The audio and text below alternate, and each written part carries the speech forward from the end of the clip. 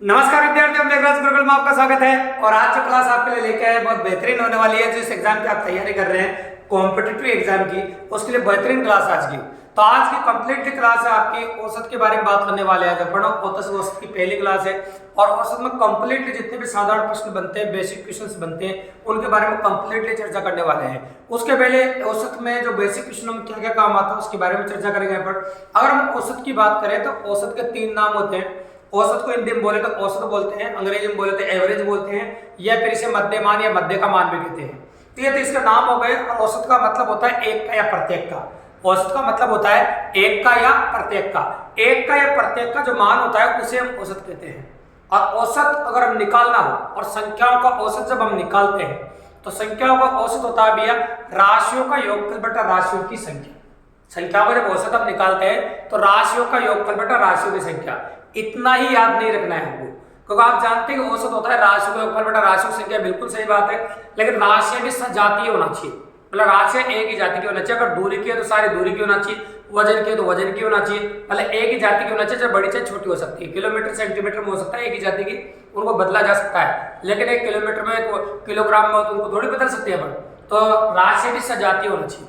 तो 2 या 2 से अधिक सजातीय राशि के योगफल में उनकी संख्या का भाग देने से जो मान प्राप्त होता है उसे हम औसत कहते हैं। 2 या 2 से अधिक सजातीय राशि के योगफल में उनकी संख्या का भाग देने से जो मान प्राप्त होता है उसे हम औसत कहते हैं। और औसत होता है राशियों का योगफल बटा राशियों की संख्या। ये सबसे इंपॉर्टेंट और खास बात है। और एक बात और बता दें, पूर्व औसत में बार बार काम आता है। देखो, कोई भी क्वेश्चन को सोल्व करने के लिए सबसे पहले आप योगफल निकालो, क्योंकि सबसे इंपॉर्टेंट बात है योगफल। और योगफल निकालने के बाद क्वेश्चन करना तुम्हारे लिए कोई बड़ी बात नहीं है, काफी इजीली क्वेश्चन कर सकते हैं। तो योगफल कैसे निकाले? दी गई संख्या से यदि औसत को गुणा कर दे, दी गई संख्या को यदि औसत से गुणा कर दे तो योगफल निकल के आ जाता है। दी गई संख्या को यदि औसत से गुणा कर दे तो आपका योगफल निकल के आ जाता है। ये हम कह रहे हैं आपके सामने। अब कुछ इंपॉर्टेंट बेसिक से लेकर हीरो तक अच्छे क्वेश्चन है जिनको हम कंप्लीट डिस्कस करने वाले हैं। उनके माध्यम से जितनी बातें औसत की वो सारी क्लियर हो जाएगी। इनसे 2 फायदे हैं। पहला तो क्वेश्चन का एनालिसिस हो जाएगा, क्या आ चुका है क्या आने वाला है ये पता चल जाएगा आपको, और पेपर का एनालिसिस हो जाएगा। और आपको कंप्लीटली जो बेसिक क्वेश्चन है उसकी तैयारी एक वीडियो के माध्यम से 100% हो जाएगी दोस्तों। तो उसकी पहली क्लास है, इसलिए साधारण प्रश्न है, नाम की साधारण है, लेकिन एग्जाम को जो प्यारे प्यारे क्वेश्चन है वो सारे आपके सामने लेके आए दोस्तों। तो चलो शुरू करते हैं। औसत की पॉसिबिलिटी जो अपन ने बेसिक बातें आपको बताई अभी, उन्हीं को काम में लेंगे और उन्हीं को काम में लेके शुरू करते हैं। ठीक है, तो पहला क्वेश्चन स्क्रीन पर आपको दिख ही रहा होगा, गौर से देखिए आप। इस कोर्स के लिए निम्नलिखित सेट का औसत क्या होगा? मैंने बोला इस कोर्स के निम्नलिखित सेट का औसत क्या होगा, ऐसे बोला आपके सामने। इस कोर्स दे रखे हैं आपको, इनका औसत आपको ज्ञात करना है। ये सब रन दे रखे हैं आपको। और आप अच्छी तरह जानते हैं कि राशियों का योगफल बटा राशियों की संख्या होती है। राशियों का योगफल बटा राशियों की संख्या औसत होती है आपकी। तो जितनी भी राशि आपको दे रखी है इन सबको जोड़ना है आपको, और जोड़ने के बाद है ना जितनी भी राशि उनका भाग लगा देना। आप देखिए रहा आपको 3 तो इधर है, 3 इधर है और 1 इधर है, टोटल राशि 7 हो गया। मतलब जो भाग आपका लगना है उस 7 का लगना है। ठीक है, तो बिल्कुल सिंपल सी बात है, जोड़ दें पर 8 और 3 11, 11 13, 13 और 1 14, 14 और 4 कितना होगा 18, 18 और 7 कितना होगा 25, अब 25 8 कितना होगा 33, 33 का हो जाएगा आपका 3। अब बचा कितना 3 आपका, 9 और 3 12, 12 और 6 कितना हो जाएगा आपका 18, 18 और 7 कितना होगा 25, और 25 और 9 कितना हो जाएगा आपका 34, और 34 और 6 कितना होगा आपका 40, और 40 और 4 कितना होगा 44, और 44 और 4 कितना हो जाएगा आपका 48। ये हो गया आपका 48। अब आप 7 का भाग लगाएंगे इसमें, और 7 का भाग लगा सकते हैं, कोई बड़ी बात नहीं। 6 7 42 होता है, 6 7 कितना होता है 42। अब 6 7 42 होने के बाद आपके पास कितना बच गया 6, और तो 63 हो जाएगा वापस। तो वापस 7 का भाग लगाओ, 9 7 63 हो जाएगा, 9 7 कितना हो जाएगा 63। बिल्कुल सिंपली और काफी इजीली निकाल दिया अपन ने। इस क्वेश्चन का जो आंसर आ गया आपका वो आ गया आपका 69। तो अपन ने कुछ भी अप्लाई नहीं किया, अपन साथ साथ बता भी जा रहे। अपन इतना सा किया बस, राशियों का योगफल बटा राशियों की संख्या। तो राशियों के योगफल में राशियों की संख्या का भाग देने से जो मान प्राप्त होता है उसे हम औसत कहते हैं। तो अपन यही किया, राशियों का योगफल बटा राशियों की संख्या। देखो आप क्लास पढ़ ले, ऑनलाइन क्लास पढ़ रहे, कंप्लीटली समझोगा आप एक पर पढ़ रहे, यू मत समझोगे यूट्यूब पर पढ़ रहे।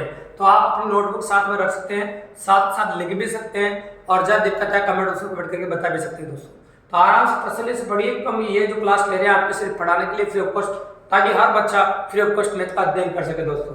तो आप नोटबुक साथ में रखें, या फिर स्क्रीनशॉट ले लो, या फिर वीडियो को पॉज करके भी आप लिख सकते हैं, कोई दिक्कत की बात नहीं। अब आ जाते हैं क्वेश्चन नंबर 2 पर। नोटिस कीजिए कि बहुत अलग अलग वैरायटी के अच्छे अच्छे क्वेश्चन आपके सामने होने वाले हैं, जिनके बारे में चर्चा करेंगे। ठीक है, अब आ जाए क्वेश्चन नंबर 2 पे। तो क्वेश्चन नंबर 2 अपना क्या कह रहा है उसको नोटिस करो। 7 प्रेक्षणों का माध्य 7 है। 7 प्रेक्षण है मेरे पास और सातों प्रेक्षणों का जो माध्य है मतलब औसत है वो 7 है। मैंने कहा था ना, माध्य बोलो, औसत बोलो, एवरेज बोलो, बात एक ही है। यदि प्रत्येक प्रेक्षण से 2 बढ़ा दिया जाता है ना, देखो 7 प्रेक्षणों का माध्य कितना है 7 प्लस 7 का औसत 7 है, ऐसे बोला 7 संख्या का औसत 7 है। अभी बोल रहे यदि प्रत्येक प्रेक्षण में या 2 बढ़ा दिया जाता है तो नवीन माध्य क्या हो जाएगा। अब एक बात याद रखिएगा, एक सबसे खास और इंपॉर्टेंट बात बताता हूं मैं। अगर कभी आपको किसी प्रत्येक में बढ़ाने की बोले, देखो यहाँ बोला प्रत्येक शब्द का इस्तेमाल हुआ है, प्रत्येक में जोड़ने की बोले या घटाने की बोले, तो वो जो संक्रिया आप कर रहे हैं वो पुराने औसत के साथ कर दीजिए। प्रत्येक में जोड़ने घटाने के जब आपसे बोले तो औसत का मतलब भी प्रत्येक का ही होता है। औसत का मतलब क्या होता है, प्रत्येक का। तो जो संक्रिया आप कर रहे हैं वो आप पुराने औसत के साथ कर दीजिए। तो जोड़ घटाव जो भी आप कर रहे हैं वो पुराने औसत के साथ कर दीजिए। तो पुराना औसत कितने का आपका 7 का, बस इसमें आपको 2 जोड़ना है। और जैसे आप 2 जोड़ोगे तरीके बहुत बेहतरीन मिलेगा, आपका आंसर हो जाएगा 9। काफी इजी और काफी आसानी से। अगर 2 घटाना होता तो मैं 2 घटा देता, अरे जोड़ने के बोला था मैंने जोड़ दिया, तो आपका जो आंसर आ गया वो कितना निकल के आएगा, 9। बिल्कुल सिंपल और काफी आसान तरीका मैंने आपको बताया। ऐसे बेहतरीन तरीके मिलेंगे आपको क्वेश्चंस के। तो जब भी कभी जोड़ घटाव करना हो आपको प्रत्येक में से, तो वो जोड़ घटाव पुराने औसत के साथ कर दीजिए, आपका आंसर बिल्कुल सिंपली और काफी इजीली हो जाएगा। ठीक है, तो ये था आपका क्वेश्चन नंबर 2। अब आ जाते हैं नेक्स्ट अपन क्वेश्चन नंबर 3 क्या कहता है, स्क्रीन पे देखो, बहुत प्यारा सवाल है। और क्वेश्चन बोला गया है प्रथम लैंग्वेज सुनो, प्रथम 9 अभाज्य संख्या को औसत क्या होगा। अब प्रथम 9 अभाज्य संख्या बोलिए, तो अभाज्य संख्याओं में अंतर बराबर नहीं चलता है, और अभाज्य संख्याओं में जब अंतर बराबर नहीं चलता तो अभाज्य संख्या लिखनी पड़ती है। देखो 2 3 5, ये तो हो गया 10, 10 और 7 17 है ना, और 17 और 11 कितना होगा 28, 28 और 13 कितना होगा 41, और 41 और 17 कितना होगा आपका 58। अब बिन भी लेना, देखो 58 तो यहाँ तक हो गया, 58 हो गया, कितनी अभाज्य संख्या होगी 3, 3 से 7 होगी है ना, और 58 और 19, 58 और 19 जोड़ दो आप कितना हो जाएगा 77, और 77 और 23 कितना हो जाएगा आपका 100। तो ये हो गया प्रथम 9 अभाज्य संख्या को औसत ज्ञात करना है, तो 9 का ही भाग लगाना पड़ेगा आपको, तो 100/9 हो जाएगा, 100/9 ये अपन ने लिख दिया। 9 का पाड़ा बोलो 11 9 99 होता है, तो 11 से 1/9 ये आपका औसत आ जाएगा, बिल्कुल सिंपल और काफी इजीली, मतलब ऑप्शन नंबर डी, राशियों का योगफल बटा राशियों की संख्या, और अपन ने लिख दी प्रथम 9 अभाज्य संख्या। तो अभाज्य संख्या भी 2 से स्टार्ट होती है, और जिनको कन्फ्यूजन रहता है ना कि एक की गलती की जगह 2 की जगह 1 लिख दो, तो उनके गलत होना है आंसर, और ऑप्शन में नहीं मिलेगा फिर दिक्कत आएगी भी। तो अपन कह सकते हैं ऑप्शन अभाज्य संख्या 9 इस प्रकार से लिखी अपन ने। और याद रखना इनमें अंतर बराबर नहीं चलता भी, अभाज्य संख्या में अलग अलग अंतर चलते हैं, अभाज्य और भाज्य संख्या में अंतर अलग अलग चलते हैं, इसलिए कोई ट्रिक की पॉसिबिलिटी नहीं है। तो आप डायरेक्टली आपको जोड़ना पड़ेगा और भाग लगाना पड़ेगा। तो ये हो गया आपके सामने बिल्कुल सिंपल और काफी इजीली जो अपन ने किया क्वेश्चन नंबर 3। ठीक है, बिल्कुल आसानी से और काफी इजीली। अब आ जाओ क्वेश्चन नंबर 4 पे। देखो बेहतरीन एग्जाम में क्वेश्चन लेने वाले हैं एंड में, इसलिए वीडियो बड़ा होने वाला है आज का, इसलिए एंड तक देखोगे बहुत मजा आने वाला है। आज ये क्लास देखने के बाद आप बहुत सारे क्वेश्चन एग्जाम के काफी इजीली और आसानी से कर पाएंगे भी, वो अलग अलग बातें आपको क्वेश्चन के माध्यम से सीखने को मिलने वाली है। तो क्वेश्चन नंबर 4 जो स्क्रीन पर आपको दिख रहा है, इसको गौर से देखो। एक टेस्ट मैच में 5 खिलाड़ियों के रनों का औसत दे रखा है आपको 84 है ना, 5 खिलाड़ियों के रनों का औसत दे रखा है 84। यदि 4 खिलाड़ियों का रन क्रमशः ये दे रखे हैं आपको, तो 5वें खिलाड़ी का रनों की संख्या बताइए। तो 5वें खिलाड़ी के रनों की संख्या निकालना मान लिया, कोई बड़ी बात नहीं, पहले 4 खिलाड़ियों का रन निकाल लेते हैं। 4 खिलाड़ियों को टोटल कितने रन हो रहे हैं, तो 4 खिलाड़ियों का रन निकालना मान लिया, बड़ी बात नहीं, चारों को जोड़ दीजिए है ना, तो क्या हो जाएगा आपका ये 13 कितना 15 15 2 कितना हो जाएगा आपका 17, 17 का 7 हासिल 1 3 10 10 से कितना हो जाएगा आपका 16, और 18 का 8 हासिल 1, ये 287 तो इन 4 के रन हो गए। अब मुझे 5 के रन चाहिए, तो आपको जानते हैं कि 5 खिलाड़ी है ना, और औसत कितने का बताओ 84 का। तो मैंने कहा था संख्या को औसत से गुणा करो तो योगफल आ जाता है, तो संख्या को औसत से गुणा कर दो, मतलब 5 को 84 से गुणा कर दीजिए, तो क्या आ जाएगा बताओ आपका 5 का योगफल आ जाएगा। 5 को अगर औसत से गुणा कर दो तो 5 का योगफल आ जाएगा, ये तो 5 का योगफल है और ये 4 का योगफल, तो 5 के योगफल में से 4 का योगफल घटा देंगे जिसमें आपका आंसर हो जाएगा, बिल्कुल सिंपल सी बात। चलो गुणा कर दे, 5 चौक 20 हासिल 2 है ना, 8 पंजे 40 और 40 से 2 कितना होगा आपका 42, तो भैया हो गया 420 और इसमें 287 घटाना है, ये 13 तो हो जाएगा और ये हो जाएगा आपका 120, तो ये हो जाएगा लगभग कितना हो जाएगा आपका, है ना, 13 और 120 133 हो जाएगा। तो आपका जो आंसर हो जाएगा 133 हो जाएगा, बिल्कुल सिंपल और काफी इजीली। तो यहाँ से खास बात सीखने को मिली, जो कई क्वेश्चन में आपको अप्लाई करनी है और औसत में सबसे ज्यादा काम आने वाली चीज है, संख्या को यदि हम औसत से गुणा कर दें तो योगफल आ जाता है अभी। तो अपन ने सबसे पहले योगफल निकाला और योगफल में 4 का घटा दिया, तो 5वां जो खिलाड़ी है उसके रन अपना आप आ गए, 5वें खिलाड़ी के जो रन है वो कितने आ गए आपको 133, बिल्कुल सिंपल और काफी इजीली निकलता है, बहुत क्लोजली और काफी इजीली आसानी से। अगर किसी भी कॉम्पिटिटिव एग्जाम की आप तैयारी कर रहे हैं तो आप काफी इजीली अप्रोच कर सकते हैं दोस्तों, जहां औसत आपके सिलेबस में है। तो इस क्लास को पढ़ के चला जाए, बहुत मजा आने वाला है आपको, ठीक है। तो ये अगले क्वेश्चन नंबर 4 आपका काफी इजीली कर दिया जाए, कंप्लीटली प्रैक्टिस क्लास है और कंप्लीटली होने वाली है। अब आ जाओ क्वेश्चन नंबर 5, जो स्क्रीन पर आपको दिख रहा है, इसको नोटिस करो। प्यारे प्यारे सवाल है, मजेदार सवाल है, अगर आप देखेंगे तो आराम से इजीली कर पाएंगे। 12 के 10 तक के पहाड़े का औसत क्या होगा, 12 के 10 तक के पहाड़े का औसत क्या होगा। अब देखो 12 के 10 तक के पहाड़े के बोला है ना, तो देखो यहाँ अंतर बराबर चलेगा, जैसे 12 12 12 2 24 12 36, तो अंतर क्या 12 12 का, जहाँ अंतर समान चले वह औसत निकालना तुम्हारे लिए कोई बड़ी बात नहीं है। जहाँ अंतर समान चले और वहां देखो एक इंपॉर्टेंट बात बता रहा हूँ आपको, जो कहीं भी अप्लाई कर सकते हैं, चाहे प्राकृत संख्या हो, चाहे पूर्ण संख्या हो, चाहे पूर्णांक संख्या हो, चाहे गुणज वाली संख्या हो, या फिर ऐसी सीरीज हो जिनमें अंतर बराबर चल रहा है, जैसे इस पहाड़ी में अंतर बराबर चल रहा है, सब में 12 12 का अंतर चल रहा है, ऐसा कभी भी आपके साथ हो जाए और आपसे औसत पूछ ले, तो आपको करना क्या है, प्रथम पद प्लस अंतिम पद बटे 2, प्रथम पद और अंतिम पद दोनों को जोड़ दो और 2 का भाग लगा दो, औसत निकाल सकते हैं। मतलब प्रथम पद प्लस अंतिम पद बटे 2, तो प्रथम पद 12 के पहाड़े में प्रथम पद क्या आता है आपका 12 और अंतिम पद क्या आएगा आपका 12 का आपका 120 है ना, तो अंतिम पद होगा आपका 120 और आप 2 का भाग लगा दीजिए, जिसमें आपका आंसर पॉसिबल हो जाएगा, तो ये हो जाएगा भाई 132 और 132 में जैसे 2 का भाग लगाओ 6 दूनी 12 और 6 दूनी 12, तो आपका आंसर जो निकल के आएगा वो आ जाएगा 66। तो आपको पूरे पहाड़ को देखने की जरूरत नहीं है, तो जहां पर क्लासिक बातें होगी और शानदार बातें होगी वो आपको शानदार अंदाज में और शानदार तरीके से बताई जाएगी दोस्तों। तो आराम से तसल्ली से पढ़ो और मजे लेके पढ़ते रहो, बहुत मजा आने वाला है आपको, क्योंकि देखो प्रैक्टिस कहने मैन परफेक्ट, प्रैक्टिस ही आदमी को परफेक्ट बनाती है। और जो बेसिक जो चर्चाएं हैं वो एनालिसिस जरूरी है, नौकरी लगने के लिए कंपटीशन में किसी भी सब्जेक्ट अगर आप पढ़ रहे हैं तो सबसे इंपॉर्टेंट बात है एनालिसिस। तो एनालिसिस करने पर क्या आ चुका है, क्या आने वाला है, जिसने ये करके पढ़ा वो 100% सिलेक्ट भी एग्जाम, इस बात पर स्पोर्ट्स ध्यान दें। अब क्वेश्चन नंबर 6 जो स्क्रीन पर आपको दिख रहा है, इसको आप गौर से देखिए क्या कहना चाहता है क्वेश्चन। 10 संख्या को औसत दे रखा भी आपको 7, यदि प्रत्येक संख्या से को 12 से गुणा कर दे तो नई संख्या का औसत क्या होगा। अब देखो आपको दे रखा है कि प्रत्येक संख्या को 12 से गुणा कर दो, तो देखो इसके दोनों मेथड बता दूंगा मैं आपको, लेकिन पहले आपको बता दें, आपको देखो 10 संख्या को औसत 7 दे रखा है ना, 10 संख्या को औसत 7 है, तो योगफल कितना हो जाएगा 70 हो जाएगा। अभी बोल रहा है कि यदि प्रत्येक संख्या को 12 से गुणा कर दो, प्रत्येक संख्या किससे गुणा कर दो 12 से, तो संख्या प्रत्येक संख्या को 12 से गुणा करने की बोला है ना, तो प्रत्येक संख्या को 12 से गुणा कर सकते हैं, तो नई संख्या का औसत क्या होगा, ठीक है। अब प्रत्येक संख्या को हम 12 से गुणा कर दे तो नई संख्या का औसत पूछे आपसे, जो नई संख्या आपको प्राप्त होगी ना उनका औसत आपको बताना। अब प्रत्येक संख्या को 12 से गुणा कर 10 संख्या है तो कितना हो जाएगा बताओ, 120 हो जाएगा, कितना हो जाएगा बताओ, 120 पॉसिबिलिटी ये करोगे आप तब हो जाएगा। लेकिन देखो इतना करने में काफी ज्यादा समय लगने वाला है। मैंने अभी एक तरीका बताया था थोड़ी देर पहले, आपने सुना हो, और तरीका ये बोला था मैंने, जब भी कभी जो भी संक्रिया आपके साथ जोड़ घटाव गुणा की करेंगे वही संक्रिया आप पुराने औसत के साथ कर दीजिए। अगर वो आप पुराने औसत के साथ करते हैं तो फिर आपको कुछ करने की जरूरत ही नहीं। जैसे पुराना औसत कितने है आपका 7 का, इसी को 12 से गुणा कर दो, 1 का मतलब प्रत्येक का, तो प्रत्येक को गुणा करने से पुराने औसत को गुणा कर दो ना आप डायरेक्ट, आंसर क्या आएगा 12 7 84। तो जब भी कभी आपको जोड़ना हो प्रत्येक में, घटाना हो प्रत्येक में, गुणा करना हो प्रत्येक में, तो प्रत्येक में गुणा घटा जोड़ करना हो वो आप पुराने औसत के साथ कर दो, डायरेक्ट आंसर आ जाएगा। आपको कुछ भी करने की जरूरत नहीं, ये करने की जरूरत नहीं है, ये करने की जरूरत नहीं है, आप डायरेक्ट ही आंसर कर सकते हैं, आंसर हो जाएगा आपका 84। अभी ऐसा कुछ जोड़ वाला पहले आ चुका है जो अपन ने आपको बताया था, बिल्कुल सिंपल तरीके मिलेंगे और बेजोड़ तरीके मिलेंगे, तो वो बहुत शानदार आपको। ये होगा आपका क्वेश्चन नंबर 6।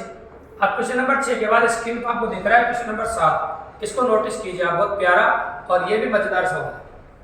क्वेश्चन में क्या कह रहा है, आराम से जैसे स्क्रीन पे क्वेश्चन है मजा लेके पढ़ा करो, बहुत अच्छे से बता रहे हैं, काफी इजीली देखिए आप। तो क्वेश्चन जो दिख रहा है आप क्वेश्चन नोटिस करो, नोटबुक में नोट भी करते हो चलो, और सॉल्यूशन कंप्लीटली देखो। बहुत अच्छी तैयारी होने वाली है आपको क्लासों के माध्यम से, फ्री ऑफ कॉस्ट पढ़ा रहे और बहुत अच्छे से पढ़ा रहे, देखो मन से, जैसे हम ऑफलाइन क्लास में पढ़ाते हैं उसी प्रकार से। 11 से 63 के बीच की सम संख्याओं का औसत क्या होगा। अब 11 से 63 के बीच की सम संख्याओं की बात कर रहे हैं, तो देखो मैंने वो तरीका आपको बताया था, देखो कई तरीके के अपन जो बता रहे हैं वो बार बार अप्लाई हो रहे हैं, इसका मतलब वीडियो में वो तरीके आपको याद होने वाले हैं, बिल्कुल सिंपल सी बात है। तो 11 से 63 के पहली जो सम संख्या आएगी वो 12 आएगी और अंतिम सम संख्या आएगी आपकी 62 आएगी। तो 11 से 63 के बीच की सम संख्या को औसत आपको ज्ञात करना है। तो देखो पहली सम संख्या आएगी वो 12 आएगी और अंतिम सम संख्या आएगी वो कितनी आएगी 62, क्योंकि सम संख्या वो संख्या होती है जिनमें 2 का भाग पूरी बार चला जाए। सम संख्या वो संख्या होती है जिनमें 2 का भाग पूरी बार चला जाए। अपन क्या कर सकते हैं, मैंने अभी थोड़ी देर पहले कहा था आपसे, जब भी कभी दी गई श्रृंखला में अंतर समान चले तब पूरी श्रृंखला का औसत बराबर प्रथम पद प्लस अंतिम पद बटे 2, मतलब पहले और अंतिम पद दोनों को जोड़ के हम 2 का भाग लगा सकते हैं। तो बिल्कुल सिंपली वही कर रहे हैं अपन, दोनों को जोड़ देते हैं 4 और ये होगा 74, ये दोनों को प्लस कर दिया अपन ने और 2 का भाग लगा दिया, 3 दूनी 6 और 7 दूनी 14, तो अपना आंसर आ गया 37। बिल्कुल सिंपल और काफी इजीली, ये देखो कमाल है।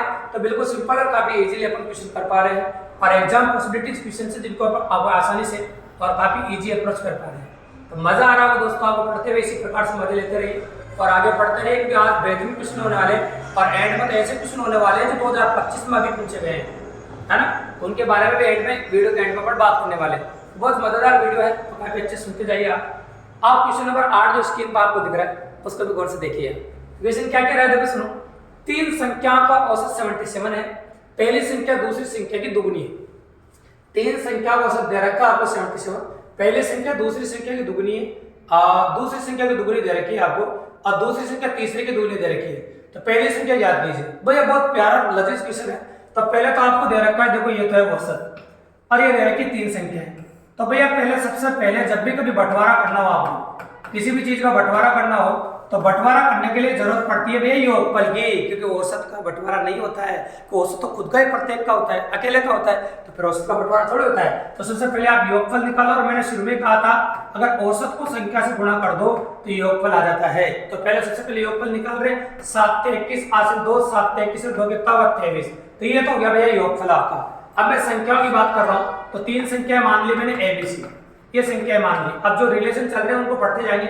देखो यहां से पढ़ते हैं, दूसरी संख्या तीसरी संख्या की दुगनी है, दूसरी संख्या तीसरी संख्या क्या है दुगनी है, तो दूसरी संख्या तीसरी की दुगनी मान लो। तो मान लो अगर इसको 1 मानोगे तो इसको कितना मानना पड़ेगा 2 मानना पड़ेगा, इसको तीसरा माना, तो दूसरी संख्या तीसरी की दुगनी है, ये दूसरी होगी तीसरी की दुगनी, ठीक है, दूसरी संख्या तीसरी की दुगनी है। अब आगे पढ़े आप, पहली संख्या दूसरी की दुगनी, पहली संख्या जो है दूसरी क्या है दुगनी, तो ये पहली दूसरी की दुगनी है, तो पहली दूसरी की दुगनी हो जाएगी, कितनी हो जाएगी बताइए 4, इसकी भी दुगनी होगी। अब ये संख्याओं में आ गया, मतलब योगफल में 4 भाग तो पहली संख्या का, 2 भाग दूसरी संख्या का और 1 भाग तीसरी संख्या का है। बिल्कुल सिंपल सी बात है, मतलब कमजोर से कमजोर बच्चा भी सीख सकता है। पूरी गणित में कॉमन बात बताते हैं, बंटवारा करने के लिए ये इनके भाग है, पहली संख्या का भाग, दूसरी संख्या का भाग, तीसरी संख्या का भाग और ये कुल भाग है। अब कुछ भी पूछे आपको कोई फर्क नहीं पड़ता है, टोटल 7 भाग हो रहे हैं। टोटल कितने भाग हो रहे हैं 7 भाग। तो आप कह सकते हैं कि 7 भाग बराबर दे रखा है आपको ये, तो 1 भाग बराबर हो जाएगा 7 तिया 21 और 7 तिया 21, ये 1 भाग बराबर आ गया, ठीक है। अब 1 भाग बराबर निकाल दिया तो आपसे क्या पूछिए पहली संख्या याद कीजिए, और पहली संख्या को अगर नोटिस करो तो 4 भाग बराबर है पहली संख्या, तो 1 भाग बराबर 33 आ रहा है, तो 4 भाग बराबर क्या आएगा, पहली संख्या निकाल लो तो ये पर संख्या 4 से इधर गुणा किया, 4 से इधर गुणा करोगे 12 हासिल 1 13, तो आपके सामने जो पहली संख्या निकल के आ गई वो आ गई 32, 132 मतलब 132। बिल्कुल सिंपल और काफी इजी लो दोस्तों। मैंने पहले कहा ये जो क्लास है ये 0 to हीरो क्लास है, कमजोर से कमजोर बच्चे पढ़ सकते हैं और जो तैयारी कर चुके हो रिपीटर भी पढ़ सकते हैं। तो काफी मजेदार वेरिएंट है, आप गौर से देखो, यहाँ से एक नई बात सीखने को मिलगी, तो आपको योगफल निकालना ही पड़ेगा दोस्तों, और बंटवारा जो होता है ना वो योगफल का होता है, इस बात को विशेष तौर से ध्यान देना। तो ये हो गया क्वेश्चन नंबर 8 जो स्क्रीन पर चल रहा है, आपको वीडियो को पॉज करके आप सॉल्यूशन कॉपी कर सकते हैं, कोई बड़ी बात नहीं। आप क्वेश्चन नंबर 9 जो स्क्रीन पर दिख रहा है इसको नोटिस कीजिए आप, बहुत प्यारा और मजेदार सवाल है। लैंग्वेज सुनिए, 4 क्रमागत संख्याएं हैं ABCD का औसत दे रखा 56.5 है, तो A व C का गुणनफल ज्ञात कीजिए। अब A और C का गुणनफल आपको ज्ञात करना है और 4 क्रमागत संख्याओं का औसत आपको दे रखा है अब आपको ए और सी का गुणनफल बताना है। तो क्वेश्चन को नोटिस करना, अब औसत दे रखा है, क्या कर सकते हैं, योगफल निकाल सकते भी, और योगफल के अलावा और कोई चीज तो हमारे पास है नहीं कि भाई निकाल दें है ना। तो अपन क्या, और तो कुछ दिया नहीं, बस एक ही लाइन दी, तो 4 से गुणा करके योगफल निकाल देते हैं। करो भैया 4 से गुणा, तो कितना हो जाएगा 5 चौक 20 है ना, कितना बच गया आपका 2। आप फिर बोलो 6 चौक 24 2 26 हासिल 2 है ना, 5 22, ये हो जाएगा आपका 226। मतलब चारों का जो योगफल आ रहा है वो 226 आ गया। ये तो योगफल आ गया भाई सबका, क्योंकि औसत दे रखा 4 क्रमागत संख्याएं थी। अब क्रमागत संख्याएं जो दे रखी तो उनका योगफल निकाल दो। अब क्रमागत संख्याएं दे रखी तो क्रमागत संख्या माननी पड़ेगी भी है ना अपन को। जैसे मान लो सपोज करो पहली क्रमागत संख्या आपने x मान ली, अगली क्या आएगी x + 1, फिर उससे अगली क्या आएगी x + 2, और अगली क्या आएगी x + 3। तो क्रमागत संख्याओं को माना जा सकता है। और ये आ गया 226, x कितनी बार आया 4 बार, तो 4x हो जाएगा, और ये हो जाएगा आपका 6 बराबर 226। ये 6 उधर जाएगा माइनस का हो जाएगा, तो 4x बराबर हो जाएगा भैया 220, और x बराबर हो जाएगा 5 चौक 20 5 चौक 20, मतलब x की जो वैल्यू है वो आपकी 55 आ जाएगी। अब आपसे पूछा a व c का गुणनफल ज्ञात कीजिए। एक तो a निकालना है मुझे और एक c निकालना है मुझे, ठीक है। मतलब एक तो पहले निकाल लिए और एक अंतिम निकाल लिए, तो निकाल सकते हैं, कोई बड़ी बात नहीं। पहले और अंतिम निकाल देता हूँ। तो पहले तो x मानी थी अपन ने, और अंतिम और कौन सी, तीसरी। तो तीसरी क्या मानी थी अपन ने, x। एक तो x + 1 x + 2, तो इसका मान निकालना। तो x का मान तो कितना आ गया आपका 55, और जो x + 2 है आपका, इसका मान कितना आ जाएगा, आप जोड़ दो 57। तो 55 और 57 इन दोनों को गुणा करना है, क्योंकि दोनों का गुणनफल आपसे पूछा है। जैसे हम दोनों को गुणा करते हैं तो आपका आंसर काफी इजीली और आसानी से हो जाएगा दोस्तों। तो चलो चेक कर लेते हैं आंसर। ये लिखा अपना 57 या 55, और गुणा करना कोई बड़ी बात नहीं, कर सकते हैं, ठीक है। तो मैंने लिखा 7 पंजे 35, 35 का कितना हो जाएगा आपका, देखो 5 हासिल कितना हो जाएगा 3, और 3 हासिल 5 पंजे 25 और 7 पंजे 35। अब 35 और 25 कितना हो जाएगा आपका 60, और 60 और 3 कितना हो जाएगा 63, और 63 का कितना हो जाएगा आपका 3, ठीक है। अब कितना हो गया 6 5 पंजे 25 31, तो ये आंसर आएगा आपका 3135। आंसर कितना आ जाएगा आपका 3135, बिल्कुल सिंपल सी बात है। और 5 देखिए मेरा कहीं भी देखो आंसर हो जाएगा आपका नन ऑफ दीज, मतलब इनमें से कोई भी नहीं, बिल्कुल सिंपल। क्योंकि अगर आप गुणा भी करोगे तो पीछे 5 बन रहा है, तो 5 तो आएगा, किसी में ही नहीं, तो आपको पूरा गुणा करने की जरूरत भी नहीं। अगर आप जब एग्जामिनेशन करो तो आप ऑप्शन देख लिया करो, ठीक है। तो आंसर हो गया आपका नन ऑफ दीज, बिल्कुल सिंपल और काफी इजीली। तो ऐसे क्वेश्चन की जो डिमांड है, संख्या प्लस औसत, नंबर्स भी काम में लिया है और साथ में औसत भी काम में लिया है, दोनों को मिक्स करके प्यारा सवाल बना देते हैं। अभी बेसिक सवाल चल रहा है, और बेसिक में भी आज देख लेंगे, आज वाली क्लास में आप बेसिक में भी कैसे कैसे सवाल एग्जाम में पुटअप किए गए और किस प्रकार के सवाल एग्जाम में भी, तो बहुत मजेदार चीजें देखो, और काफी आसानी से कर सकते हैं। तो वही अपन आपके सामने बता रहे हैं। तो ये हो गया आपका क्वेश्चन नंबर जो क्लियरली अपन ने किया है 9। अब आ जाओ भाई क्वेश्चन नंबर 10, और क्वेश्चन नंबर 10 हमसे क्या कहना चाहता है उसको नोटिस करो बोर्ड पे। तो क्वेश्चन नंबर 10 कहना चाहता है, लैंग्वेज बढ़िया क्वेश्चन कह रहा है आपसे, प्रथम 5 प्राकृत संख्याओं के घनों का औसत ज्ञात कीजिए। तो प्रथम 5 प्राकृत संख्याओं के घनों का औसत ज्ञात कीजिए। प्रथम 5 प्राकृत संख्याओं के घनों का औसत ज्ञात कीजिए, मतलब 1 से 5 तक की प्राकृत संख्याओं के घनों का औसत ज्ञात कीजिए। किसका औसत ज्ञात घनों का? अब घनों का औसत ज्ञात करने का जो वेरिएंट है वो है अपने पास, ये होता है n+1 का होल स्क्वायर बटा 4b। योगफल होता तो यहाँ स्क्वायर हो जाता, और औसत हो तो स्क्वायर नहीं है, वो n से n कट जाता है। अब n की जो वैल्यू है वो अपन रख देंगे 5, तो n का मान रख देते हैं और कैलकुलेशन कर देते हैं, तो घनों का औसत अपने आप आ जाएगा। और वर्गों का औसत के लिए होता है आपका n+1 2n+1/6, वो भी क्वेश्चन आएगा आगे तो बता देंगे आपको। तो n का मान मैं 5 रख रहा हूँ, 5+1 का होल स्क्वायर कर रहे हैं, आराम से कैलकुलेशन कर रहे हैं, कमजोर से कमजोर बच्चा भी काफी इजीली देख सकते हैं। तो 5 रहे कितना हो गया आपका 6, और 6 का स्क्वायर 36, क्योंकि मुझे आपको समझाना है, मुझे खुद को नहीं समझना दिए, मुझे तो 15 साल हो गए कंप्यूटर पढ़ते है ना। 9 चौक कितना होगा 36, और ये हो जाएगा 9 पंजे कितना होगा आपका 45, 9 पंजे कितना हो जाएगा बता आपका 45, बिल्कुल सिंपली। तो आपका जो आंसर निकल कर आ जाएगा 45 आ जाएगा। तो यहाँ से एक और नई बात सीखने को मिल गया, n प्राकृत संख्याओं के घनों का औसत जब भी कभी आपसे पूछे, n प्राकृत संख्याओं के घनों का औसत जब भी आपसे पूछे, तो उसका जो वेरिएंट होता है आपका वो होता है n+1 का स्क्वायर बाय 4, ये होता है n प्राकृत संख्याओं घनों का औसत। और योगफल हो तो फिर यहाँ पर n स्क्वायर हो जाता है। अगर नंबर से क्वेश्चन आएगा तो बिल्कुल सिंपल और काफी इजीली कर पा रहे हैं, जब हमने आपको बताया क्वेश्चन नंबर 10।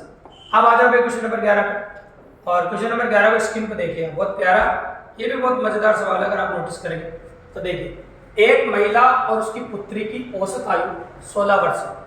एक महिला है और एक पुत्री है, उन दोनों की औसत आयु जो है, पहले तो भैया दोनों की आयु का योग निकाल देंगे। तो मेन मुद्दा योग का होता है, क्योंकि दोनों का 2 है तो फिर 2 को 16 से गुणा कर दो, तो दोनों की जो कंप्लीट आयु है वो 32 वर्ष हो जाएगी। ठीक है, ये अपन ने कहते हैं एक महिला और उसकी पुत्री की औसत आयु 16 वर्ष है, तो दोनों का मिलाकर 32 वर्ष हो गया। योगफल निकालो। उनकी आयु का अनुपात 7:1 है, तो महिला की आयु कितनी? आयु का अनुपात 7:1 भी है। तो मान लो ये तो महिला है और ये पुत्री है, ऐसे कह दो, ये पुत्री है, ये महिला है, और महिला और दोनों की आयु 7:1 का अनुपात है। अब देखो, अगर हम बात करें तो निकाल सकते हैं यहाँ पर आपको 7 रेट कितना 8, तो 8 भाग बराबर 32 दे रखा है, तो 1 भाग बराबर हो जाएगा आपका 4, मतलब जो पुत्री है वो 4 वर्ष की हो जाएगी। पुत्री कितनी हो जाएगी? 4 वर्ष की। और बाकी जो बचेंगे 32 में से 28 साल वो किसके हो जाएंगे? महिला के। महिला के हो गए 28 साल, पुत्री को हो गए 4 साल। अब आपसे क्या पूछा? महिला की उम्र ही तो पूछी, तो महिला की उम्र आ गई 28 साल, बिल्कुल सिंपल। ये महिला की उम्र हो गई आपकी 28 साल, महिला की पूछी। तो औसत से क्वेश्चन कर सकते हैं, काफी योगफल निकालो पहले, क्योंकि गांठ बांध लेना, बंटवारा सिर्फ योगफल का होता है, औसत का नहीं। औसत की बात विशेष तौर से याद रखिएगा, बंटवारा किसका होता है? योगफल का, औसत का बंटवारा बिल्कुल भी नहीं होता। इस बात का विशेष रूप से ध्यान रखोगे तो क्वेश्चन काफी इजीली कर पाओगे और आसानी से कर पाएंगे।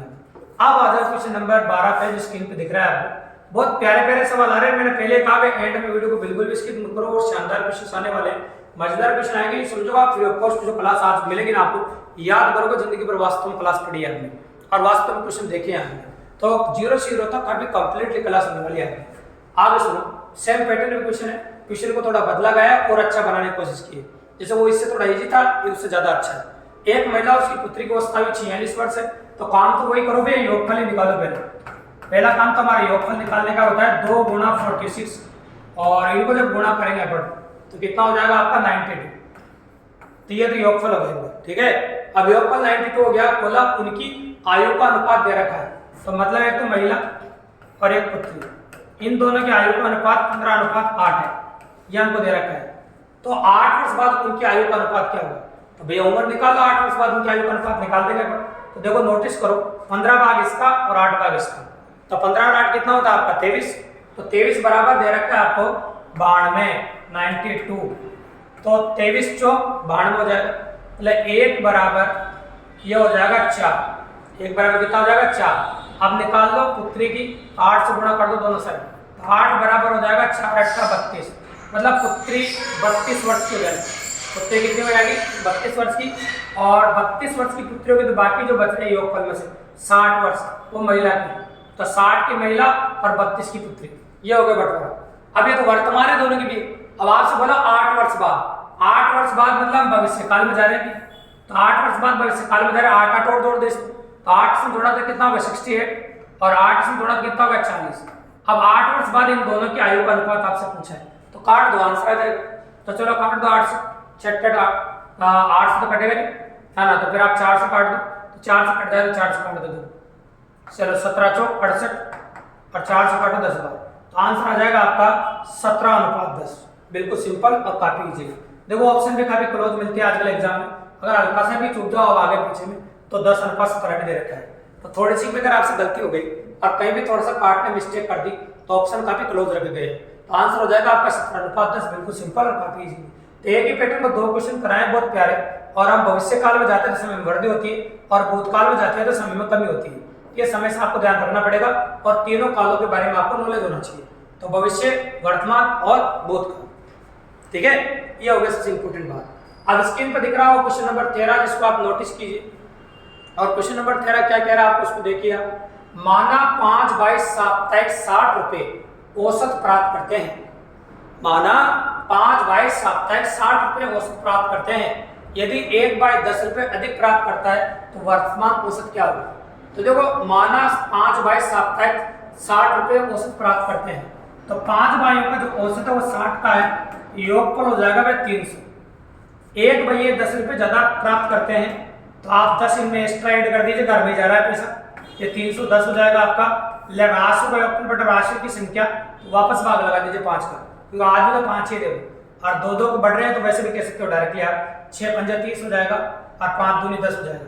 नया जो औसत प्राप्त होगा आपको, वर्तमान जो औसत है वो 62 रुपये का हो जाएगा, क्योंकि एक जना 2 रुपये ज्यादा कमा के ला रहा है, प्रत्येक के 2-2 रुपये जुड़ जाएंगे वो, तो 62 ऐसे भी कसते हो 10 रुपये ज्यादा कमा के ला रहा है। तो आंसर हो जाएगा आपका 62, बिल्कुल सिंपल और काफी इजीली कर दिया व्याकरण। तो ये हो गया आपका क्वेश्चन नंबर 13 जो अपन आसानी से किए। नोटिस करो, बहुत प्यारा सवाल। ये क्वेश्चन 3-4 बार एग्जाम में पुटअप किया गया है और पहले रेलवे में आया था, फिर अगर पेपर उठा के देखो पटवारी मेंस 2016 का पेपर देख ले लो। पहले तो रेलवे में आया था, फिर उसके बाद पटवारी मेंस 2016 का राजस्थान में पूछा है। तो मैंने एग्जाम रिपीट किए, क्वेश्चन में कोई बड़ी बात नहीं। आपको 2 संख्याएं दे रखी और उनका जो औसत है वो m दे रखा है। तो 2 संख्याएं औसत m है, योगफल तो 2m हो गया ना, भी योगफल हो गया आपका 2m। अब 2 संख्याओं का योगफल है, उनमें से एक संख्या n दे रखी है।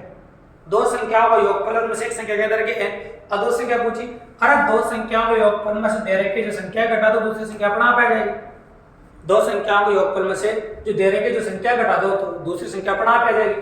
तो आंसर क्यों दिख रहा है इसके, बिल्कुल सिंपल सी बात है, 2m - n। काफी इजीली और काफी आसानी से करना कर दिए। तो ये बिल्कुल सिंपल और काफी इजी क्वेश्चन था भी है और काफी आसानी से कर पाए। अब स्क्रीन पर देखो क्वेश्चन नंबर 15 जो आपको दिख रहा है, इसको नोटिस करो। क्वेश्चन नंबर 15 क्या कह रहा है आपने देखो सुनो। 3 परिणामों का औसत 46 है, पहले 2 परिणामों का औसत 25 है, तो तीसरा परिणाम ज्ञात कीजिए। तो भैया 3 परिणामों का औसत 46 दे रखा है, तो मैंने कहा था सबसे पहले योगफल निकालो। प्रथम 2 परिणामों का औसत 25 दे रखा है आपको, है ना। तीसरा परिणाम आपको याद करना है, तो तीसरा परिणाम निकालना मान लो कोई बड़ी बात नहीं है, तीसरा ही परिणाम निकालेंगे, ये तीसरा परिणाम, ठीक है। तो पहले तो संख्या और औसत गुणा करके योगफल निकाल दो, या 3 का योगफल आ जाएगा या 2 का योगफल आ जाएगा, और 3 के योगफल से 2 का योगफल घटा देंगे, तीसरा परिणाम आ जाएगा आपको। तो देखो 36 18 80 1 और 13 138, ये 25 दूनी 50 हो जाएगा। तो आप जैसे 138 में से 50 घटाओगे तो घटा ही सकते हो, बिल्कुल सिंपल सी बात है। आंसर आ जाएगा आपका 80 और इस पर जाएगा देखो 8 से 0 आना 13 में से घटाओ कितना जाएगा आपका, आंसर हो जाएगा 88। तीसरा परिणाम जो निकल के आएगा आपका वो हो जाएगा आपका 88, बिल्कुल सिंपल और काफी इजीली जो अपन ने कंडक्ट किया है और काफी आसानी से आपके सामने किया है। तो ये क्वेश्चन नंबर 15 भी है। और क्वेश्चन नंबर 15 होने के बाद स्क्रीन पर जो क्वेश्चन आपको नजर आ रहा है वो है क्वेश्चन नंबर 16। तो क्वेश्चन नंबर 16 को नोटिस कीजिए, क्या कह रहा है देखो। 4 क्रमागत सम संख्याओं को औसत दे रखा है, 4 क्रमागत सम संख्याओं को औसत दे रखा है। इन संख्याओं में से सबसे बड़ी संख्या ज्ञात कीजिए, है ना। इन सब संख्याओं में सबसे बड़ी संख्या ज्ञात कीजिए। तो भाई इस क्वेश्चन को करने के 2 तरीके हैं, या तो आप ऑप्शन से करो या फिर संख्याएं मान के करो। x मान के आने इस प्रकार से, पर x मान लिया, फिर x + 2 मानना पड़ेगा क्योंकि सम संख्या है वो। तो अगर x 2 होगा x 1 होगा फिर 1 मानो, तो फिर वो x + 1 मान लो, ऐसा मान लो। तो 4 क्रमांक सम संख्या औसत दे रखा है, तो 4 को पहले 27 से गुणा करो ताकि योगफल आ जाए। मेन काम तो ये करो, 7 चौक 28 हासिल 2, है ना। 4 दूनी 8 10 108, योगफल हो गया आपका 108। तो देखो सबका योगफल, चारों का योगफल 108 है, उनमें से बड़ी संख्या ऑप्शन में दे रखी है, बड़ी संख्या दे रखी, बाकी जितनी भी सब इससे छोटी है, बाकी जितनी भी इससे सब छोटी है तो ऑप्शन से पढ़ सकते हो आप। और क्रमागत सम संख्याएं हैं तो भैया सारी छोटी इससे, तो इसे 34 कह सकते हैं, 32 कह सकते हैं और 30 कह सकते हैं। अब इनको हम जोड़ सकते हैं, जैसे आप इनको जोड़ोगे तो 4 बार 30 जोड़ोगे 120 कैसे हो रहा है, तो मजेदार बात तो रही नहीं, है ना। क्योंकि इनका जो गुणनफल देखो 27 औसत दे रखा है आपका, और क्रमागत सम संख्या है। तो देखो अगर इनको गुणा 7 चौक 28 हासिल 2 हो रहा था और 4 दूनी 8 108 हो रहा था, है ना। तो ये हो रहा है आपका, और इनको देखो जोड़ के देखो आप, क्योंकि 4 क्रमागत सम संख्या सबसे बड़ी संख्या आपको दे रखी है वो। तो देखो आप, तो देखो तो कितना ज्यादा हो रहा है, तो ज्यादा हो रहा है, आना नोटिस करो। तो 36 से देखो जोड़ोगे आप 90 90 108 से ज्यादा हो रहा है, मुझे 108 चाहिए। अब छोटी छोटी संख्या लेता हूँ ताकि अपना हो जाए, मतलब इससे छोटी लो 26, फिर इससे छोटी कितनी 24, इससे लो 22। इससे पता चल रहा था आपको भाई कितनी बड़ी संख्या आ रही है, इसलिए हम सबसे छोटी ले रहे हैं, ठीक है।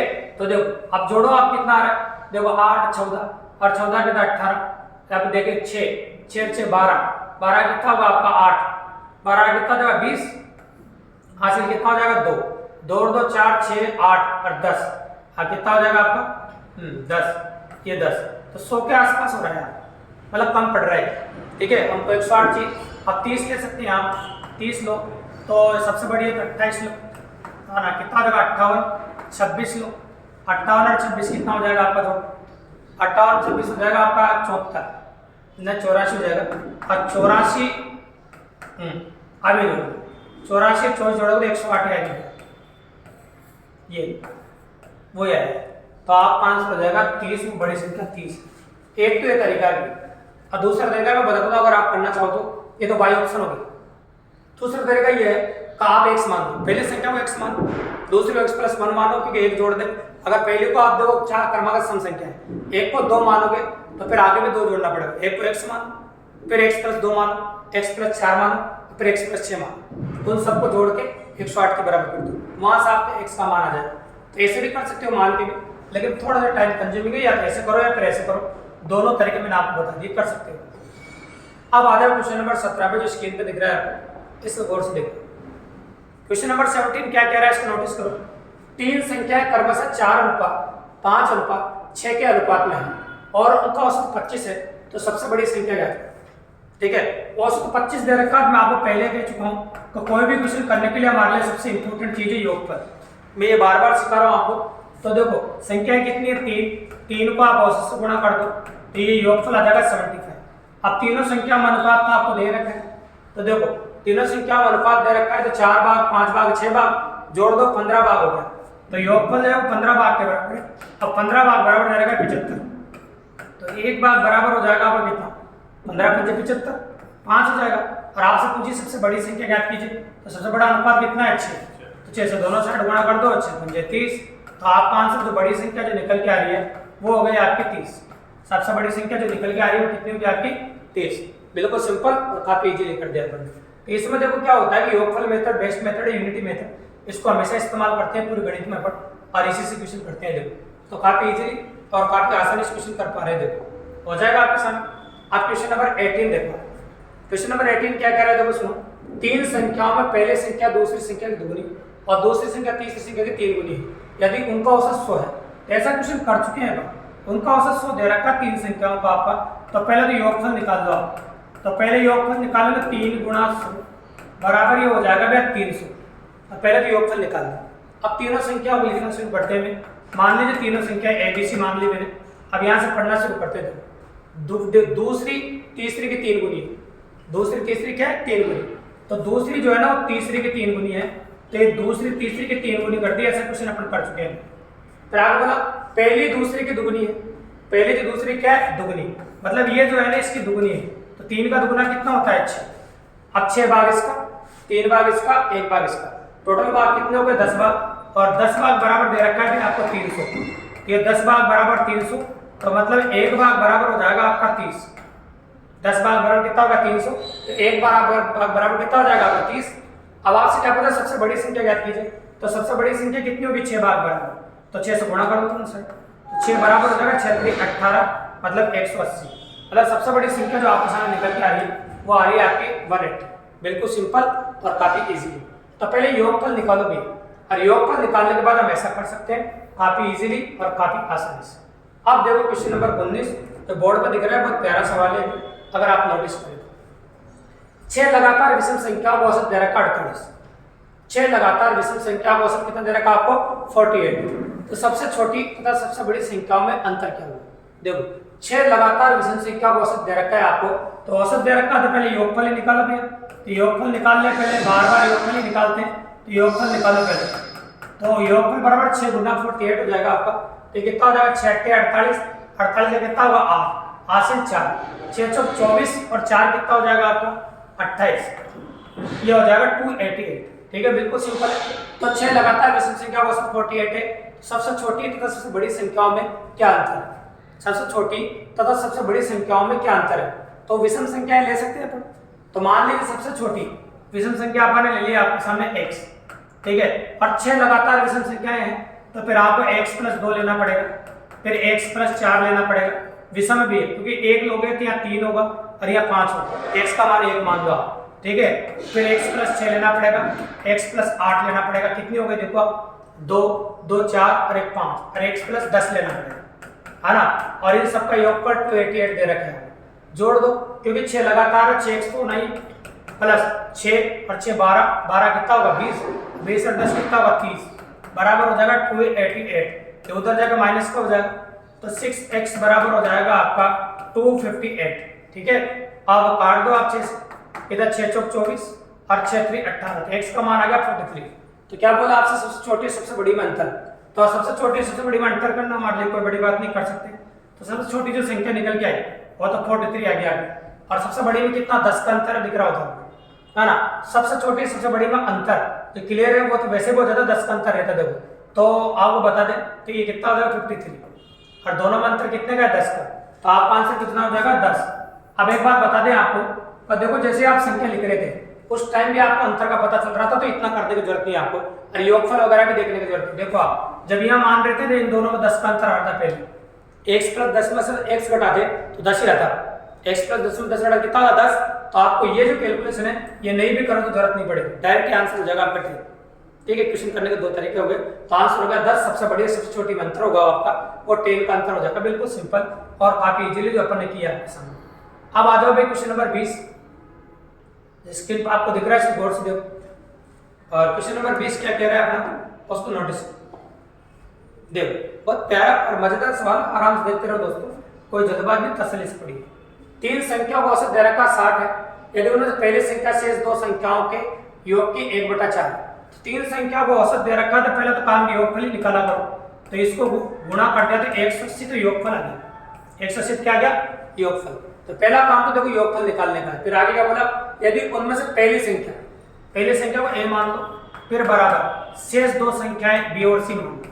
पहली संख्या शेष दो संख्याओं के योग का मतलब गुणा 1/4 भाग के बराबर, ये आपको दे रखा है। तो पहली संख्या ज्ञात कीजिए, कर सकते हैं b, तो क्या करना है, ये b प्लस c को नीचे घुमाओ, तो क्या हो जाएगा a/b प्लस c बराबर 1/4, मतलब अनुपात जिसके सामने जो लिखा होता है उसी का मान होता है। तो a का मान कितना हो गया आपका a, और b प्लस c का जो मान हो गया वो कितना हो गया आपका 4। ठीक है, बिल्कुल सिंपल है, a का मान हो गया 1 और b प्लस c का जो मान हो गया आपके सामने वो निकल के आएगा आपका 4। अब तीनों का जो जोड़ है आपका वो हो जाएगा 4 रहे कितना 5, और 5 बराबर दे रखा आपको 180, 5 बराबर कितना रहेगा 180। अब काट दीजिए, 3 पंजे 15 और 6 पंजे 30। अब आपसे पूछा है कि पहली संख्या इसके बराबर 1 के बराबर, और 1 का मान कितना गया आपका 36, तो आपका जो आंसर निकल के आया वो कितना है बताओ 36। बिल्कुल सिंपल और काफी इजीली अपन कर पा रहे हैं। तो ये था भाई क्वेश्चन नंबर 20 आपका, जो स्क्रीन पर आपको दिख रहा है, काफी इजीली और काफी आसानी से अपन ने कर दिया। क्वेश्चन नंबर 21 देखो, आप नोटिस कर रहे हैं, बहुत प्यारा सवाल, टोटल कंप्लीटली 25 क्वेश्चंस की सीरीज है, इसको अपन देखने वाले हैं आज बहुत प्यारा तरीके से, नोटिस कीजिए। प्रथम 50 प्राकृत संख्या को औसत ज्ञात कीजिए। तो प्रथम 50 प्राकृत संख्याएं हैं आपकी, तो प्रथम पद प्लस अंतिम पद बटे 2, ये कर सकते हैं अपन। प्राकृत संख्या में अंतर बराबर चलता है 1 प्लस 50/2, यानी कि 51/2, ये हो जाएगा आपका 25.5। ये आपका आंसर होगा, बिल्कुल सिंपल और काफी इजी।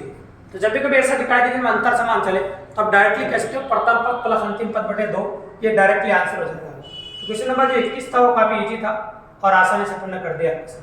देखिए अब अगला क्वेश्चन नोटिस कीजिए, बहुत प्यारा सा क्वेश्चन, ये वर्गों पे जैसे अपन गणों का क्वेश्चन कर चुके पहले, अब आपके सामने आ रहा है वर्गों वाला क्वेश्चन, इसको नोटिस करो। 1 का स्क्वायर 2 का स्क्वायर 3 का 7 तक दे रखा है, इनका औसत ज्ञात कीजिए। n प्राकृत संख्याओं के वर्गों का औसत निकालने का सूत्र होता है आपका n + 1 2n + 1/6, है ना, और n का मान होता है अंतिम पद। n प्राकृत संख्या को वर्गों का औसत निकालने का जो सूत्र होता है वो ये होता है, और n का मान कितना है अपना 7, ये हो जाएगा 7 + 1 2 × 7 + 1/6। ठीक है, तो 7 रे कितना होगा आपका 8 गुणा 7 दूनी 14 रे कितना होगा आपका 15 और बटा कितना 6। अब काट दो, कटी रहा है, सिंपल सी बात है, तो काट देता हूं मैं। तो चलो काटो, 3 से 2 बार और 3 से 5 बार, 2 से कितनी बार 4 बार, और 4 को 5 से गुणा किया कितना आ गया आपका 20। बिल्कुल सिंपल और काफी इजी। तो एक प्राकृत संख्या का वर्गों का औसत इस प्रकार से आप निकाल सकते हैं, मतलब n प्राकृत संख्या का वर्गों का औसत, बिल्कुल सिंपली और काफी इजीली अपन कर दिया। तो ये हो गया भाई क्वेश्चन नंबर 22, तो काफी आसानी से अपन ने किया और काफी इजीली अपन ने कर दिया। हो गया भाई। अब इसके बाद आगे अगर आप बात करें आपके सामने तो वो भी नोटिस कीजिए आप, तो वो भी देख लेते हैं, बट देखें क्वेश्चन नंबर 23 देखो। क्वेश्चन नंबर 23 बहुत प्यारा सवाल है और कई बार एग्जाम में आपको बहुत मजेदार क्वेश्चन से हमने सीट में भी दे रखा है, तो कई बच्चे पूछते रहते हैं, बहुत प्यारा सवाल और मजेदार। देखो क्या बोला, यदि एबीसी का औसत दे रखा है एबीसी का जो औसत है वो दे रखा है आपको, औसत m है, तो बताओ योगफल कितना हो जाएगा आपका 3m, a plus B plus C बराबर कितना हो जाएगा 3m, औसत m था तो योगफल 3m हो जाएगा। तो आपको इसका मान दे रखा है, ये पूछा है आपसे, तो आपको क्या करना, दोनों साइड होल स्क्वायर कर दो, तो दोनों साइड होल स्क्वायर, इसके इधर भी स्क्वायर कर दो और इधर भी स्क्वायर कर दो, ये हो जाएगा a plus B plus C का होल स्क्वायर, इधर भी स्क्वायर किया तो 9am स्क्वायर हो जाएगा। ठीक है, अब ये सूत्र होता है अलजेब्रा में यहाँ पर, a plus B plus C का होल स्क्वायर, सूत्र क्या होता है a square plus B square plus C square, और ये होता है 2ab plus B C plus C, ये सूत्र होता है जो अपन ने लगा दिया आपके सामने। ठीक है, अब इसमें क्या है कि आपको नोटिस करो, इसका मान तो 0 दे रखा है, इसका मान जब 0 दे रखा है नोटिस करो, तो ये तो 0 हो ही जाएगा आपका। अब ये 0 हो जाएगा तो क्या हो जाएगा आपका a square plus B square plus C square, ये होगा आपका 9m स्क्वायर, ये इसका मान दे दो। अब इनका औसत पूछा है आपसे, तो औसत पूछा है तो भाई क्या होता है, राशियों का योगफल बटा राशियों की संख्या, मतलब 3 का भाग लगाना पड़ता है, तो 3 का भाग दोनों में लगा दो ताकि औसत आ जाए इनका, तो इधर भी लगाना पड़ेगा और इधर भी लगाना पड़ेगा, तो ये जो रिक्वायर्ड आंसर है इनका औसत ये आ जाएगा आपका, और 3 का भाग लगाते आंसर आ जाएगा आपका 3m स्क्वायर। आंसर क्या आ जाएगा आपका 3m स्क्वायर, बिल्कुल सिंपल और काफी इजी। तो बिल्कुल सिंपल फंडा था और काफी इजी था, बस अलजेब्रा की थोड़ी सी बात काम आ रही थी, वो आपको ध्यान में रखनी पड़ेगी थोड़ी सी। ठीक है, प्यारा सवाल था। अच्छा, अब आगे अगर हम बात करें आपके सामने तो नोटिस करो क्वेश्चन नंबर 24, आज का सेकंड क्लास सवाल है, बहुत प्यारा सवाल है। देखिए तो क्वेश्चन क्या कह रहा है, देखो सुन, 3 वर्ष पूर्व ए तथा बी की आयु का औसत 18 वर्ष था, सी के इनके साथ मिलने पर इनकी वर्तमान आयु का औसत 22 वर्ष हो गया। तो देखो सी के इनके साथ मिलने के बाद तो ए और बी की औसत 18 वर्ष था 3 वर्ष पूर्व, ए और बी की आयु का औसत कितना था बताओ 18 वर्ष, ये 3 वर्ष पहले था, तो 3 वर्ष पहले ए प्लस बी औसत 18 का था, योगफल कितना था 36, ये 3 वर्ष पहले था। अब वर्तमान की बात करोगे, अगर दोनों की वर्तमान बात करें 3-3 साल हो जाएंगे दोनों, तो कितने हो जाएंगे बताओ 42 हो जाएंगे। अब आगे क्या बोला, सी के इनके साथ मिलने पर इनकी वर्तमान आयु का औसत, सी इनके साथ मिल गया तो इनकी वर्तमान आयु का औसत 22 दे रखा है, तो 22 को 3 से गुणा कर दो, तो 22 के कितना हो जाएगा 86, ये तीनों का योगफल हो गया, ये दोनों का योगफल हो गया, तो तीनों के योगफल में से इसका योगफल घटा दो तो सी की वर्तमान आयु आ जाए, कितना हो जाएगा 4 और 2, ये आ जाएगा आपका 24, बिल्कुल सिंपल और काफी इजी, जो अपन ने कर दिया आपके सामने। तो इस प्रकार से हो जाएगा क्वेश्चन नंबर 24 और आज का आखिरी सवाल। आना नोटिस करो बोर्ड पे जो आपको दिख रहा है, आज का आखिरी और फाइनल सवाल जो आज की सीरीज का क्वेश्चन से गौर से देखिए। कैसा क्वेश्चन है नोटिस कीजिए।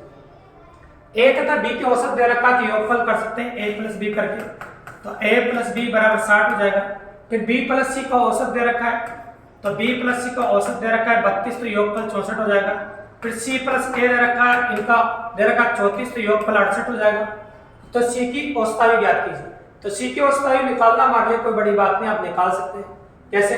तो पहले एक काम करो, इन दोनों को जोड़ दो, जोड़ दें इन दोनों को। जैसे इन दोनों को जोड़ दो, समीकरण नंबर 2 और समीकरण नंबर 3, इन दोनों को जोड़ देंगे। जैसे इन दोनों को जोड़ेंगे तो अपने पास क्या आ जाएगा, a plus B plus 2c, ये आ जाएगा। और इन दोनों को जोड़ दो, इधर भी जोड़ो, 12 का 2 हासिल a, ये 13 132 जोड़ दिया। अब ये दोनों को जोड़ने के बाद एक काम करो, इसमें से समीकरण नंबर 4 में से ये घटा दो, ये माइनस कर दो। अब जैसे ये घटाओगे ना तो ये a भी तो घट ही जाएगा और 2c बच जाएगा। इसमें क्या बच जाएगा 2c, ताकि c का छेद वही निकालना है। तो 2c आ जाएगा आपका बराबर कितना हो जाएगा, 132 में 60 घटाओ तो कितना बचा, 160 बच जाएगा, मतलब 72 आ जाएगा। तो c बराबर निकल के आ जाएगा आपका 36, c का मान कितना निकल के आ जाएगा 36, बिल्कुल सिंपल और काफी इजी। तो पहले टाइप देखो, आप जानते हैं कि साधारण प्रश्नों की डिमांड बहुत ज्यादा है एग्जाम के अंदर, औसत के इसलिए नंबर ऑफ क्वेश्चन थोड़े ज्यादा थे और पॉसिबिलिटी बहुत प्यारी थी। अगर वीडियो आप एंड तक देखा तो मेरी गारंटी आज के बाद औसत साधारण क्वेश्चन कभी गलत नहीं होंगे और काफी आसानी से कर पाएंगे। वीडियो पसंद आया हो, अच्छा लगा हो तो चैनल को सब्सक्राइब करें दोस्तों, लाइक करें, शेयर करें और अपने और दोस्तों को बताओ ताकि इस तरह बेहतरीन वीडियोस हम आपके लिए लेके आते हैं दोस्तों। धन्यवाद।